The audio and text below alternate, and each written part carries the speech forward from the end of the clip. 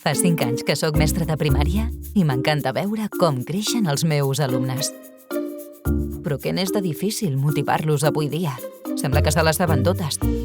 Hauré de buscar a internet a veure què hi trobo posant aprenentatge basat en projectes que potenciï la curiositat dels meus estudiants. Santillana Projectes? Sembla una opció molt actual i innovadora. A més, té un web molt complet. Apa, i això?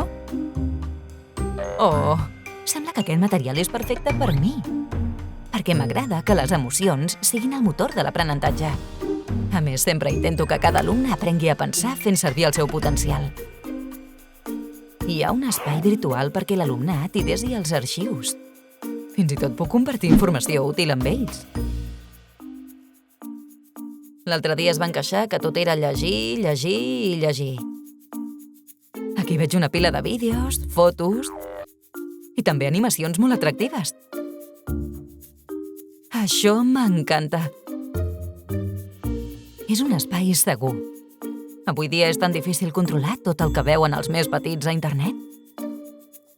Un blog per compartir consells i dubtes amb altres mestres? On cal apuntar-s'hi? N'estic convençuda, però demanaré a Santillana que em porti el material per veure'l de prop. Que ràpid! Vejam.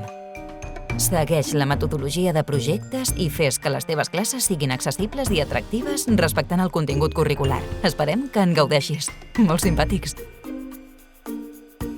44 projectes organitzats en nivells diferents. Flexibilitat per fer els treballs amb material manipulatiu. I també hi ha projectes en anglès.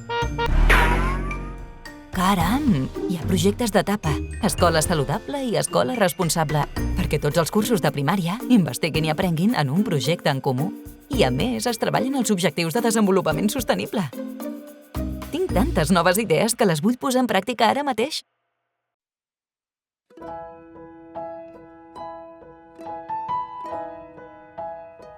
Per fi he trobat el que necessitava gràcies a Santillana Projectes.